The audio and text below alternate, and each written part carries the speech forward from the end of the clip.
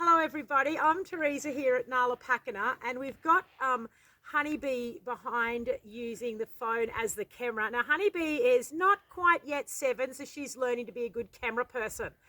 All right, so what I'm going to talk to you about today is this beautiful, we could just say, like, it looks like one big bush, doesn't it, of parsley. Okay, so honey, make sure that you're catching into this parsley here. So to give you an idea, stay there sweetheart. So to give you an idea of how big the parsley section is, it's this big. I mean, I'm not a huge woman, but it's quite large. And we've got in here, you'll see a carrot as well that's about to go to seed. And we've got some purple sprouting broccoli on the side. We've got some comfrey coming up after the winter time. And we've got some lovely flowers coming through as well. Okay, so now this parsley was sown by me, one of my fabulous parsley sowing styles, which is to get the dried head of the parsley, the seeds. And what I do is I sort of bang them and the seeds all scatter down. And then I will sometimes, thin out. Are you going to keep that camera still, please, darling? Thank you. So what I will do is I'll pull out some seeds because you want it to sort of thin, but not too many because I let it to go into this. And the way that I harvest the parsley is I just get a great big handful like this, like that, and I just chop it off, and that gives me my parsley. Now, you might wonder why I have got so much parsley growing at this time of the year. Now, this parsley has been one of our stable leafy greens, nutrient dense on wonderful soil that we've built up here at Pakana using vegan methods and permaculture, and definitely no chemicals or whatnot. Are you watching the darling, or what are you doing?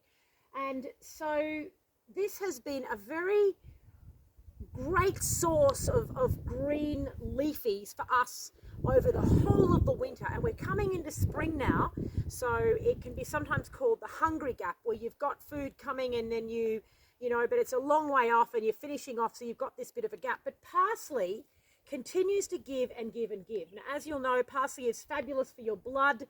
It can be eaten raw, but we don't really do that in winter time. So I will use a lot of parsley in stir fries with other veggies, just tossing it up.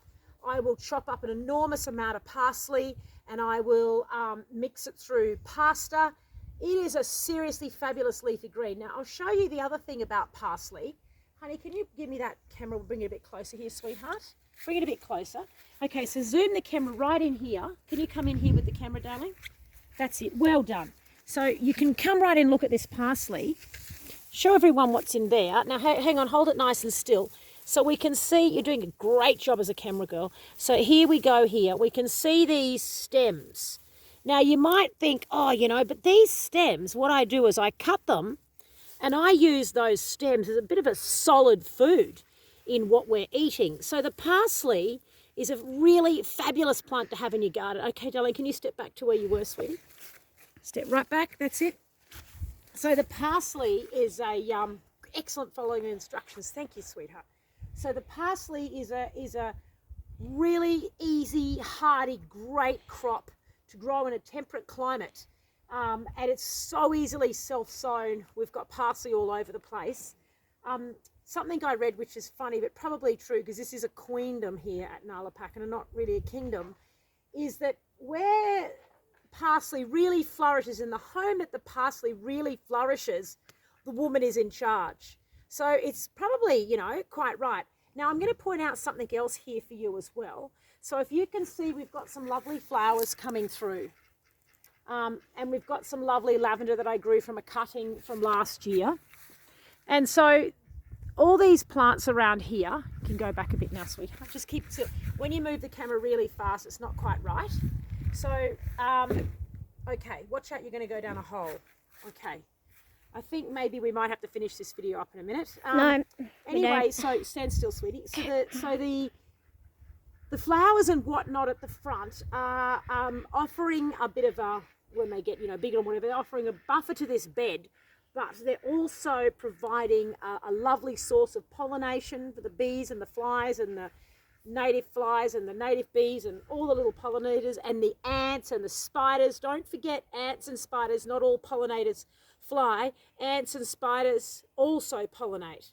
So basically anything that crawls around on the pollen and moves it about is a pollinator. Of course, there is wind pollinated, which you'd get with corn and whatnot, but we're just looking at the insects. So the insects here, this provides a habitat for the insects, provides food for the insects, and it helps to provide some companionship for this parsley bed right behind us. Now, Honey rightly pointed out that she wanted me to mention to you before when we were talking about making this video, that the parsley is really thriving and it's looking really green and lush and good because of all of these flowers and whatnot and the rest of the garden that's around. The Davic energy, the fairy energy, is really happy here. Now, if there's something that Davic energy, the elemental energy, doesn't like, it is monoculture. So by having lots of flowers and whatnot all growing around here in this incredibly beautiful environment, we've got some really strong Davic energy. And of course, the Devas, the elementals, the fairies, the shining ones, however you want to call it, they help the plants to send out the blueprint of what they're going to grow into and how they're going to grow, and they help them to grow into that blueprint. I can certainly do some more videos for you about the difference between the Davic energies and what we kind of like label as the gnome energy, but of course they don't look like the little people with the red hats. Honey, you're not focusing that video. I can see that it's right down there. That's it. Anyway, so there we go. We've learned a bit about parsley this afternoon and how fabulous it is to have in your garden. So look, I would say aim for parsley like this. Aim for parsley that's strong and solid and heaps of it, and you will have fabulous leafy greens for months over the winter in a temperate climate. Go with your permaculture principles, plant some lovely flowers and all around, and support the Davic energy and the pollinators. And that's it for now.